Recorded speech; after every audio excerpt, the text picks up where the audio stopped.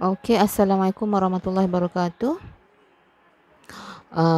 Hari ni kita pergi ke subtopik yang terakhir. Terakhir ni saya rasa. Lepas tu penyelesaian masalah. Okey, pembinaan OGIF. Okey, sebelum ni kamu dah belajar dah macam mana nak bina histogram. So, hari ni kita tengok pembinaan OGIF.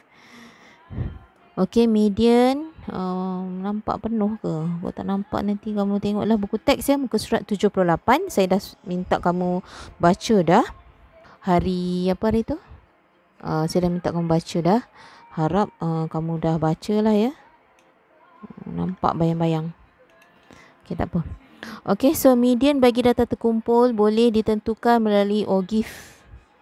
Okey, untuk melukis OGIF, kita perlu mendapatkan kekerapan longgokan. Okey, so kekerapan longgokan bagi suatu selang kelas ditentukan dengan menambah kekerapannya dan kemudian kekerapan dalam selang kelas sebelumnya. Okey, contoh 8, inilah ya. Contoh 8, ini ialah dia punya jadual markah ya. So, ini ialah kekerapan. Jadual menunjukkan markah ujian matematik kelas tingkatan 5. Okey, so kita ada selang kelas yang ini, kemudian kekerapan dia. Jadi macam mana nak bina ataupun nak dapatkan kekerapan longgokan? Okey, so kekerapan longgokan dia cakap apa? Dia kata menambah kekerapan dan semua kekerapan, maksudnya menambah kekerapannya dan semua kekerapan dalam selang kelas sebelum. Okey, so ini 2 tambah dengan yang sebelum. Maksudnya 6 tambah 2 dapat 8. Okey, 2 lah. Okey, untuk selang kelas ni 6 tambah 2 dapat 8. Macam ni lah. Okey, so yang ini pula 2 tambah 6 tambah 10 untuk selang kelas yang ketiga. Untuk selang kelas yang keempat, 2 tambah 6 tambah 10 tambah 16. Inilah dianya. Ini ialah kekerapan longgokan. Okey, jadi daripada sini kamu wujudkanlah salah satu lagi kolom untuk kekerapan longgokan.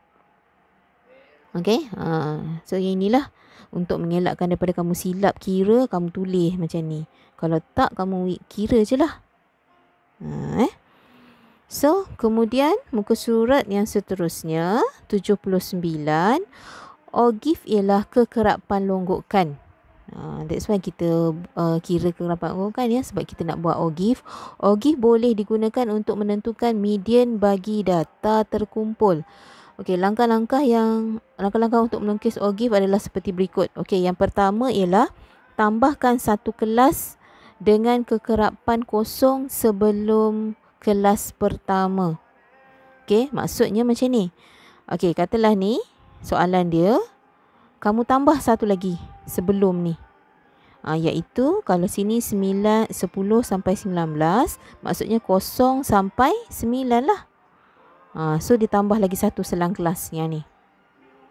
Yang dia bagi ni je, daripada ni ke bawah. So untuk ni kamu tambah lagi satu untuk kelas sebelum. Okey, kekerapannya berapa? 0. Sebab kita memang tak ada kekerapan kan. So kamu tambah je satu. Sebab apa? Sebab kita nak OGIF kita tu start daripada 0. Dia kalau tak ada terpaksa dia start daripada 4, jadi tak cantik lah. Kita nak dia start daripada 0. OGIF kita tu.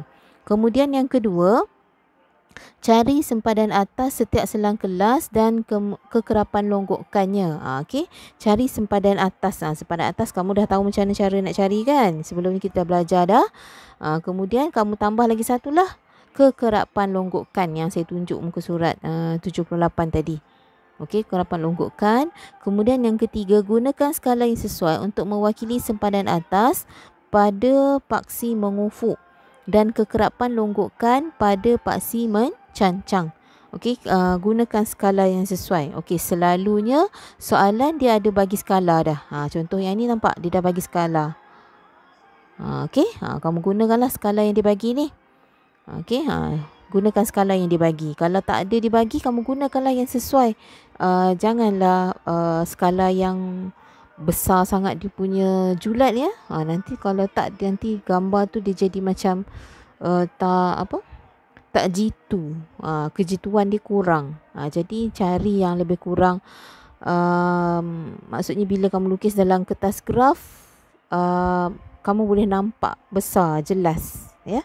Okey, kemudian yang keempat, plotkan titik sepadan atas kekerapan longgokan pada graf. Okey, plotkan titik maksudnya berpandukan kepada ni lah. Dia kekerapan longgokan dengan sepadan atas kan untuk paksi dia.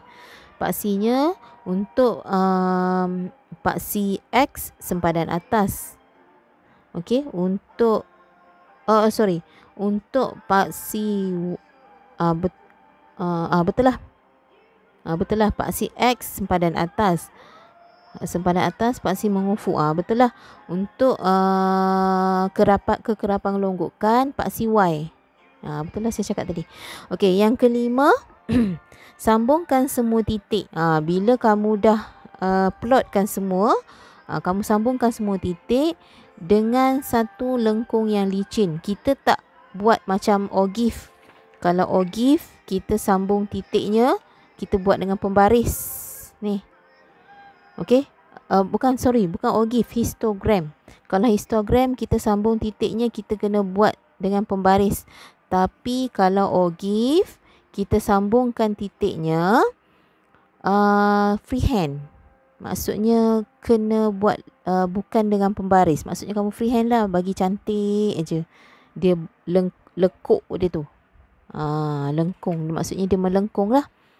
Okey. So ini 5 langkah macam mana kita nak bina OGIF.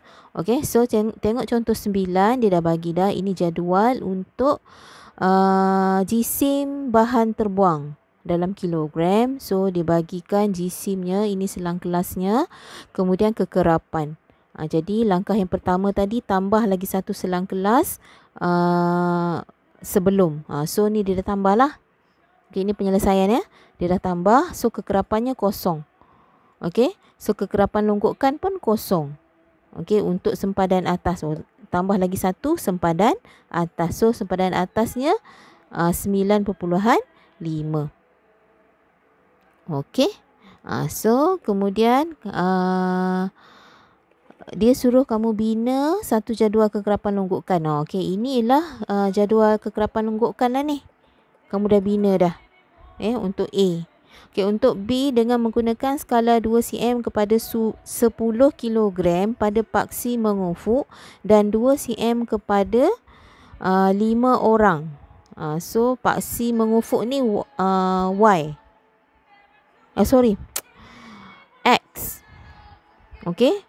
Untuk paksi mencacang ni ialah Y. Okey. So kita tengok apa yang dia buat. So dia bina lah ya.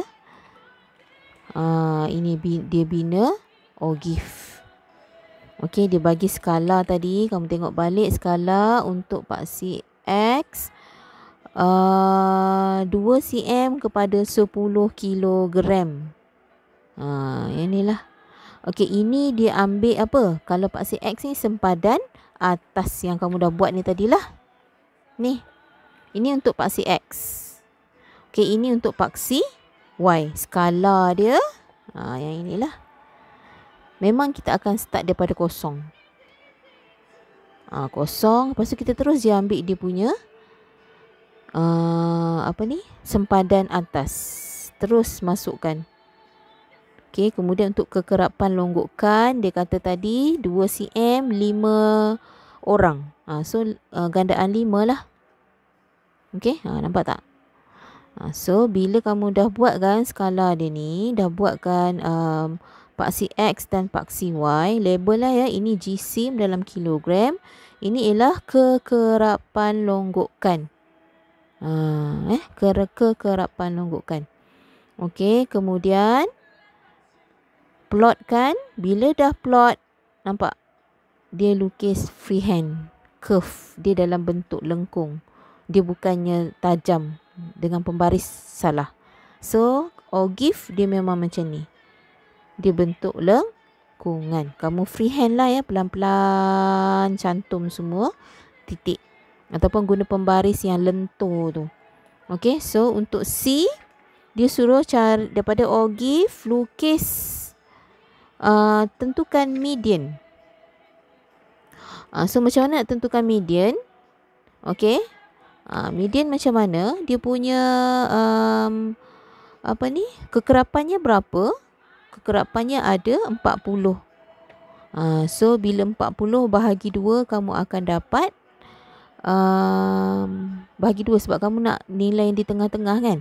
So 40 bahagi 2 kamu dapat 20. So kekerapan 20.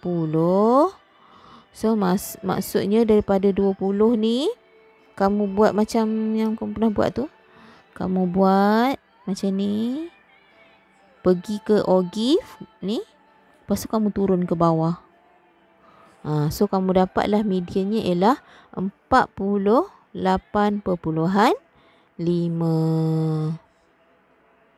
Okey, daripada kekerapan ni yang nilainya 40 tadi, 40 orang, yang tengah-tengah ni ialah 20. So maksudnya kamu buat ni unjuran ke sini, pergi dekat Ogif kamu ni, kemudian turun bawah. So baca apa bacaan di sini. So bacaan di sini ialah 48.5. Macam tu je lah. Okey, ini cara Ogif. Ogif senang je. Kamu buat ke kolom untuk kekerapan longgokan, kemudian kamu buat kolom untuk sempadan atas. Okey. Satu lagi kamu tambah satu lagi kolom sebelum kolom yang pertama ya dalam jadual. Yang ni. Tambah lagi satu kolom. Kekerapannya kosong lah. Itu 3 perkara yang kamu kena buat bila nak bina Ogif. Okey. So macam biasa kekerapan longgokan mesti berada di paksi Y. Paksi X ialah data tu lah GSIM ke CM ke, tak kisahlah apa pun. Okey. Untuk paksi Y mesti kekerapan longgokan. Okey, kemudian kamu lukislah Ogif. Okey, senang je sebenarnya Ogif. Okey, jadi semua dia pun dah bagi. Jadi saya rasa tak ada masalah lah. Jadi macam biasalah untuk hari ni saya nak kamu buat soalan 1. Uji diri 4, buat soalan 1. Okey, ini dia suruh lukis Ogif lah. Berdasarkan jadual, bina satu jadual kekerapan longgokan. Kemudian dia bagi skala. Kemudian baru dia suruh lukis Ogif. Ni, lukis satu Ogif. Kemudian dia suruh cari median. Kamu ikut je cara contoh tu. Okey. So saya rasa boleh kot. Kamu ikut je cara dia. Kalau boleh buat dalam kertas graf. Kalau tak ada kertas graf, kamu buat je dalam buku tulis. Okey. So siapa yang dah siap, boleh tunjuk kat saya. Saya nak tengok. Okey. So saya rasa itu saja untuk hari ni. Kamu pun dah tengok dah. Saya dah suruh kamu baca dah kan. Okey.